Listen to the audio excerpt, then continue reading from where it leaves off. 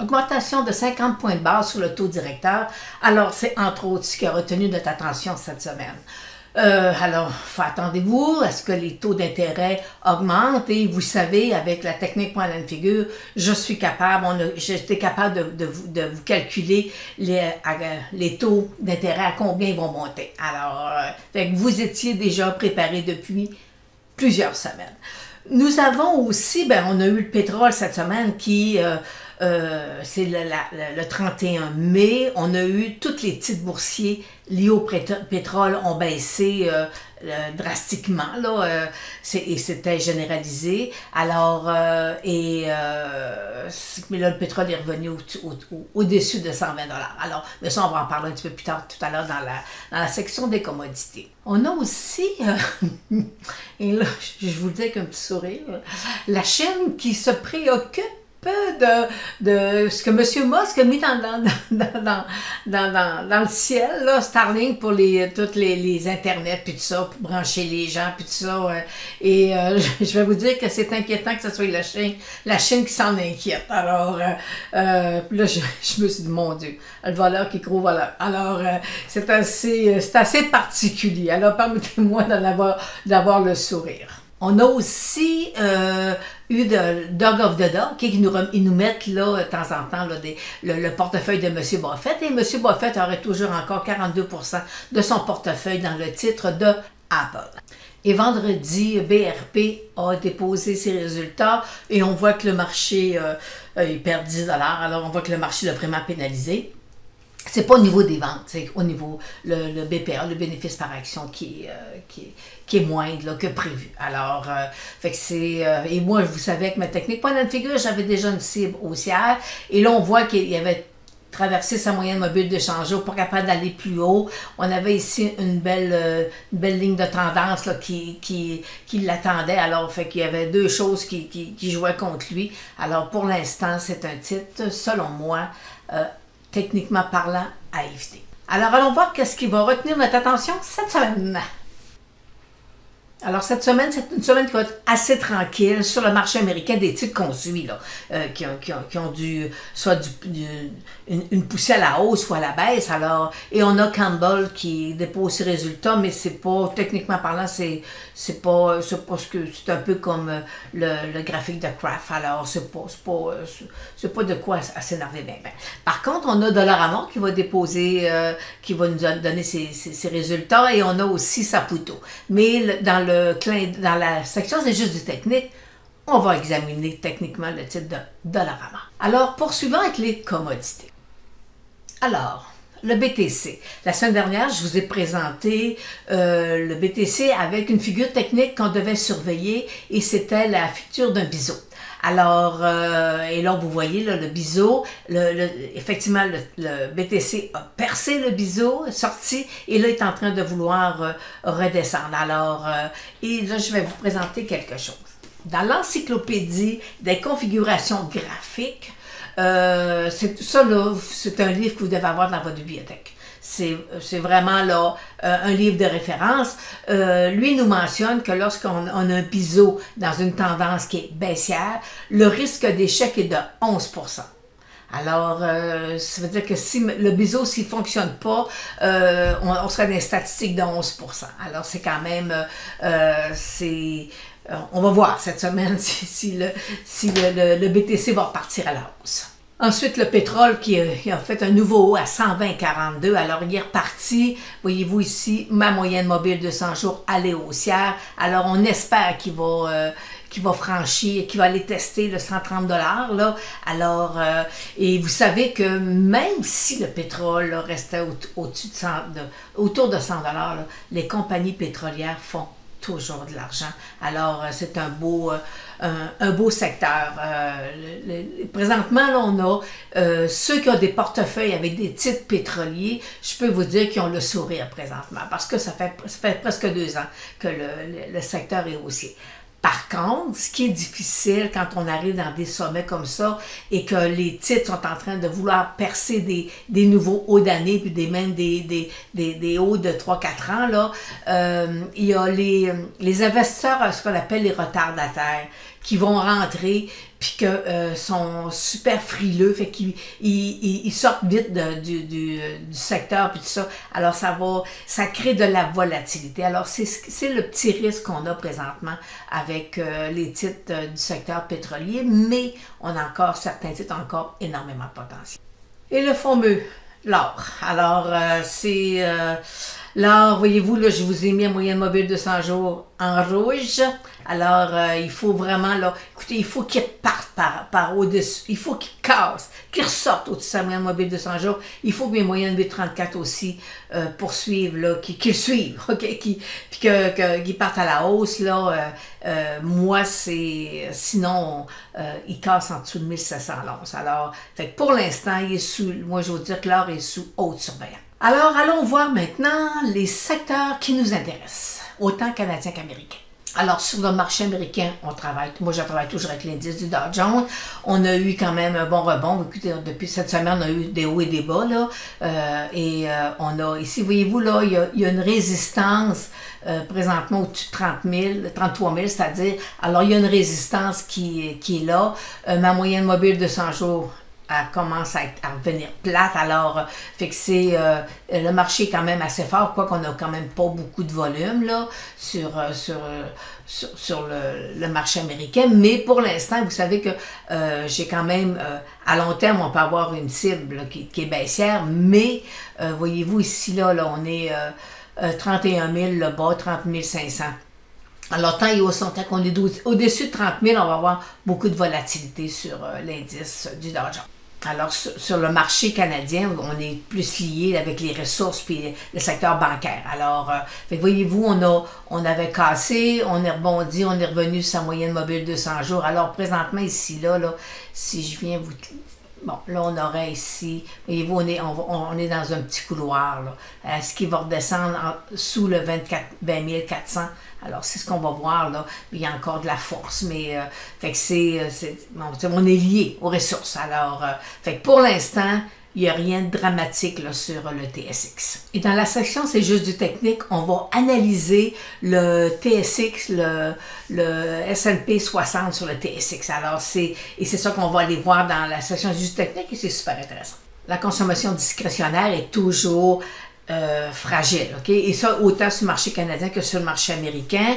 Et vous savez, consommation discrétionnaire, c'est ce qu'on n'a pas besoin pour vivre. Là. Alors, c'est le luxe qu'on se perd. Des fois, on se dit que c'est pas un luxe, mais ça fait partie du luxe. Alors, fait que pour l'instant, voyez-vous, si jamais il venait casser, il venait toucher le 227, ben à ce moment-là, on peut le voir descendre autour de 210.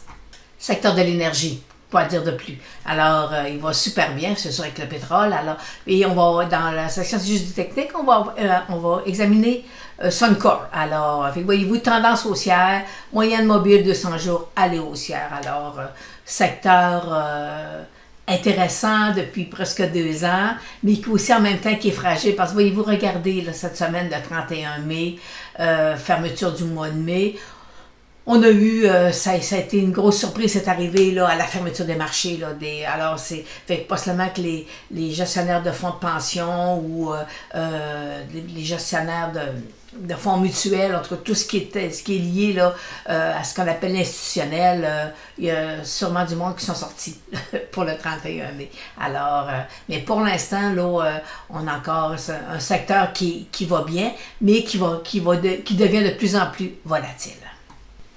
Et le S&P de la technologie, ça a été, voyez-vous, un peu comme le Nasdaq, là, ça a été très, très, très difficile depuis voyez-vous, fin août l'année passée qu'il a atteint son sommet. Alors, voyez-vous, on est dans un petit couloir haussier ici, là. Est-ce qu'il va poursuivre? Est-ce qu'il va venir tester? Ou est-ce qu'il va venir casser, venir tester son nouveau bas? Alors, présentement, il est sous surveillance, mais ça peut être, parce que j'ai un titre du secteur de la technologie, Shopify, que je vais analyser dans la section C'est juste du technique. Alors, poursuivons avec C'est juste du technique. Alors, dans cette section-ci, on va parler surtout de titres qui sont liés sur le TSX 60. Je pense que j'ai un titre américain. Alors le BCA. Présentement, le titre de BCA, au-dessus de sa moyenne mobile de 100 jours. J'ai ici une formation d'un triangle. Et moi, la possibilité, je ne suis pas baissière dessus. Alors, pour l'instant, je ne suis pas baissière dessus. Alors, la possibilité que le titre revienne tester là, ses sommets est fort probable, selon moi. Là. Alors, fait que c'est un titre, là. Est-ce que c'est temps de prendre position dans le titre? Il est à 10% de son sommet pour les traders seulement, là, mais pour un investisseur à long terme, c'est déjà, vous avez manqué votre point d'entrée depuis belle lurette. Là. Alors, moi, je serais prudente là, pour prendre une nouvelle position, mais pour les gens qui sont déjà dans le titre, là, c'est super intéressant. La Banque de Montréal, présentement, voyez-vous, il a cassé sous sa moyenne mobile de 100 jours et s'est accumulé. Il est sur une belle zone de support autour de 130 $. Il est revenu au-dessus de sa moyenne mobile de 100 jours. Alors, mais par contre, j'ai un biais baissier sur le titre de la Banque de Montréal je vais vous montrer la technique point and figure. Alors, le technique point and figure ici, là, toute cette accumulation-là nous indique que fort probablement que le titre pourrait se replier là, et même devenir en correction là, d'ici les prochains mois. Alors, fait que je suis prudente avec le titre de la Banque de Montréal avec la technique point and figure. Mais ceci m'emmène à la technique point and figure. Vous savez que c'est mon cheval de bataille. Là. Moi, sans la technique point and figure, je me dis il y a trop d'impondérables dans un marché boursier pour travailler juste avec les supports et les résistances. Alors, ça nous prend des fois là, une bonne vue d'ensemble du titre. Et alors, la technique point and figure, pour moi, c'est super intéressant. Et je vais aller vous montrer qu'est-ce que je suis à préparer pour mes clients.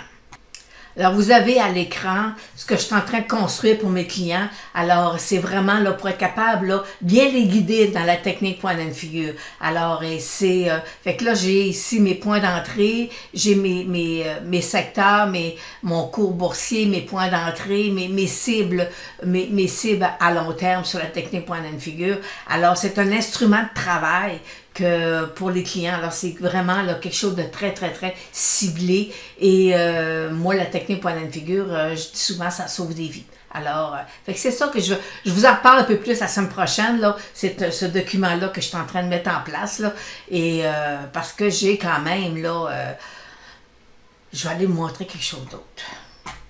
Alors là, ce que je vous présente, là, c'est mon document de travail, que je travaille tous les jours. Et ici, vous savez, la technique point and figure, c'est pour moi, c'est essentiel. Alors, j'ai un document ici de 393 titres qui ont un potentiel à la hausse ou à la baisse avec la technique point and figure. Alors, je peux vous dire que j'y crois. La technique point and figure fait 25 ans que je la pratique. Alors, avec le document que je vous ai présenté tantôt, c'est à partir de ça. Alors, c'est vraiment là... je vous en parle la semaine prochaine plus profondément. La banque CIBC, alors, on a aussi sous sa moyenne mobile de 100 jours, alors on est prudent présentement et si jamais on a un petit couloir haussier, alors si jamais il casse sous le couloir, hors de son couloir haussier, alors ça veut dire qu'on pourrait avoir un repli sur la banque CIBC. Bon, le titre de Dollarama dépose ses résultats cette semaine. On a au-dessus de sa moyenne mobile de 100 jours, allée haussière. Pour l'instant, c'est ce qui est problématique, c'est le bas ici qu'il nous a fait. Il ne faudrait pas qu'il revienne casser le 63 $ parce que la technique point and figure m'indique qu'il y aura pourrait avoir un petit problème là, techniquement parlant avec la banque, avec le Dollarama. Je vais vous montrer son point and figure. Alors on voit ici là, toute cette accumulation pourrait pousser le titre sous 60 $. Revenons temporairement sur le marché américain. Alors, Metaplateform, qui je vous ai présenté, j'avais un triangle, il est sorti hors de son triangle. Et là, là, ce qu'il faut surveiller, est-ce que là, le petit couloir haussier, est-ce qu'il va venir le casser? Alors, c'est ce qu'on va voir sur le titre de Metaplateform. Mais vous savez, ça fait longtemps là, que j'avais une cible baissière sur le titre et elle a été atteinte. Mais là, il est en train de s'accumuler. Alors, c'est pas... secteur de la techno américaine, c'est pas facile. Le titre de l'Obla, au-dessus de sa moyenne mobile de 100 jours qui est haussière, couloir latéral, qui est normal lorsqu'on fait, lorsqu'un titre atteint des nouveaux sommets. Et vous savez, je vous ai préparé, je vous ai fait une vidéo cette semaine, là, justement, sur les petits trucs quand on arrive là, dans des sommets comme l'Oblat. Alors, est-ce qu'il va sortir par en haut ou il va venir casser? Pour l'instant, sa moyenne mobile de 100 jours, elle est super haussière. Alors, ça va super bien. J'ai pas de cible à vous donner, là. Je peux pas vous dire si je suis haussière ou baissière, mais pour l'instant, on suit le trend. Un titre qu'on a suivi pendant des années, Newsreal, c'est l'ancien titre de Potash. Alors, vous savez, ça a été super... ce titre-là, en fait, les manchettes, là, c'est un beau titre sur le marché canadien. La guerre en Ukraine l'a poussé vers des sommets, mais par contre, là, il est en train de casser. Alors, s'il casse, là, il a cassé vendredi son petit support à 120. Alors, fort probablement que là, la moyenne mobile va venir à s'aplatir. Alors, il va venir rebondir. Alors, je serais plutôt baissière sur le titre. La Banque Royale, je suis plutôt ici, là, il ne faudrait pas qu'il vienne casser là, son support ici, là, parce que je serais plutôt baissière à long terme. Alors, il vient tester sa moyenne mobile de 100 jours et il ne veut pas y aller, il ne veut pas poursuivre. Alors, fait qu'il est sous haute surveillance. Une belle surprise, Shopify. J'étais baissière sur le titre, la cible a été touchée et là, voyez-vous, il est dans un biseau. Alors, là, je vais l'agrandir. On est à l'intérieur d'un biseau, un biseau dans un bon marché. Les probabilités sont bonnes. Alors, puis voyez-vous ici, là, si j'allais tracer, là, ici, là, un petit support avec une petite, là, je suis dans un petit couloir latéral. Fait que là, il y a tout, là. Il y a un biseau au couloir latéral. Alors, c'est un titre qu'il faut surveiller. Ça peut être intéressant à long terme. Impossible de ne pas faire de l'analyse technique sans parler présentement de Suncor. C'est un super de beau titre qui a, voyez-vous, notre cible point de figure a été touché à 153 $. Et est-ce que ce titre-là a encore du potentiel? Écoutez, là, on va voir avec le pétrole, mais là, si je le mets un peu plus à long terme, voyez-vous, il pourrait venir toucher son sommet de 2018, à peu près, c'est ça, autour de 56 $. Il pourrait aller le tester. Fait que c'est parce que, voyez-vous, nos moyennes mobiles écoutez, la moyenne mobile de 100 jours, elle est haussière. Alors, fait qu'il y a encore, il y a du potentiel dans le titre. Et si je vais vraiment à long terme, là, voyez-vous, est-ce qu'il pourrait venir toucher son sommet autour de 73 $, qu'il nous a fait en 2008? Ben là, faut surveiller le pétrole. Mais vous savez que même si le pétrole reste à 100 $, les compagnies vont peut-être faire de l'argent. Ben, ils vont faire de l'argent. Les bénéfices vont être là. Alors, fait que mais on rentre dans des zones là, quand même un peu plus difficiles là, sur les titres pétroliers, ben, avec un peu plus de volatilité, mais c'est quand même, écoutez, ça a été, les gens qui sont dans le portefeuille ont une partie dans le pétrole, ben, sont super heureux présentement. Alors, terminons avec le ETF, le iShare du S&P TSX 60. Présentement, je vais vous dire que j'ai pas de cible baissière. Je suis pas... la seule chose, c'est que techniquement, il est venu et il a cassé sa moyenne mobile 200 jours. Il est revenu au-dessus. Voyez-vous, là, ici, là, s'il pouvait casser, il pourrait peut-être venir rasseoir sur le 30 $, mais présentement, j'ai rien là, à me mettre sous la dent. Là. Il faudrait vraiment là, que le titre vienne. Pour que je devienne un peu plus négative, là, il faudrait que le titre vienne casser, là, revienne autour de 29 ou...